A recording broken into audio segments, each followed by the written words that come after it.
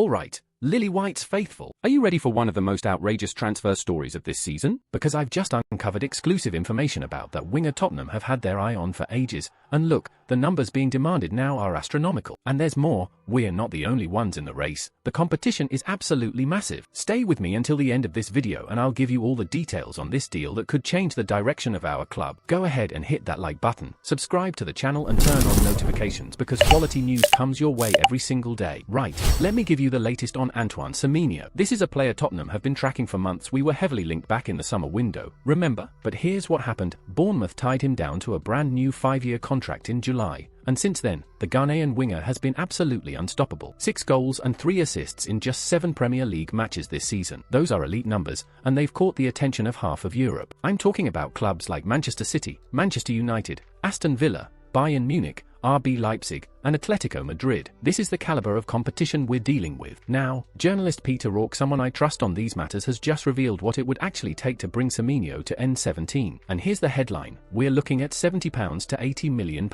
Yes, you heard that correctly. That would obliterate our current transfer record of £65 million, which we paid for Dominic Solanke just a few months ago. Let me break this down for you, because context matters. First, Bournemouth have absolutely no interest in selling. They lost key players in the summer that was already disruptive, and Andoni Iraola has built his attack around Semenyo this season. The 25-year-old isn't just performing well, he's fundamental to everything they do going forward. Second, that new 5-year contract gives Bournemouth all the leverage. They don't need the money, they're comfortable in the league, and they know that with every goal Semenyo scores, his value increases. This is textbook modern football negotiation. Lock down your best asset, then name your price. Third, and this is crucial, the competition is absolutely stacked. When you've got Manchester City and Bayern Munich circling, the price doesn't go down, it goes up. Bournemouth can afford to play hardball because they know someone will eventually meet their valuation. Here's where I need to be completely transparent with you. A January move is off the table. According to reliable sources at TBR Football, Bournemouth will not entertain any offers in the winter window, and I mean zero. After losing players in the summer, they're not about to gut their squad mid-season when they're performing this well. So if Tottenham are serious about Semenyo,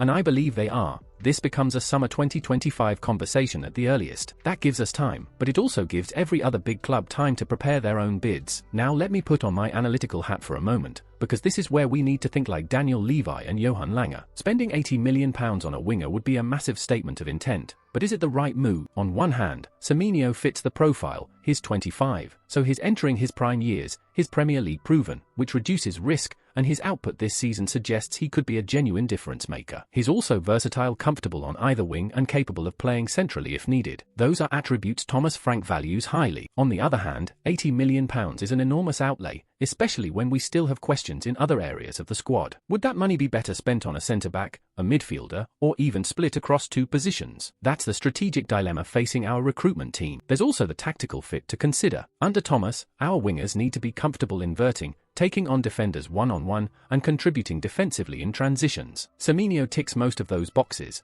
but at £80 million, he needs to tick all of them. Look, I'll be honest with you, I love Semenyo as a player. His directness, his goal threat, his physicality, these are qualities we could absolutely use, especially when we're chasing games or need to change the dynamic. But £80 million feels like a stretch, particularly when we're talking about a player who's had one exceptional start to a season. If the price drops to £60 to £65 million, which is more realistic, I think we should be all over it. But at £80 million, with the competition we're facing, I'd want our recruitment team to explore alternatives. There are other talented wingers across Europe who could offer similar output at a lower cost and with less competition. That said, if Daniel Levy and the board believe Semenyo is the guy who can take us to the next level, then back the manager, smash the record, and get it done. We've seen what can happen when we commit to a vision. Solanke already proving his worth. So here's what I want to know from you. Would you spend £80 million on Antoine Semenyo, or would you rather see that money invested elsewhere in the squad? Drop your thoughts in the comments below. I read every single one, and I genuinely want to hear your perspective on this. And if you enjoyed this update and want to stay ahead of every twist and turn in the Tottenham transfer saga, make sure you hit that subscribe button, smash the like, and turn on notifications. I'm here every single day bringing you fast, accurate,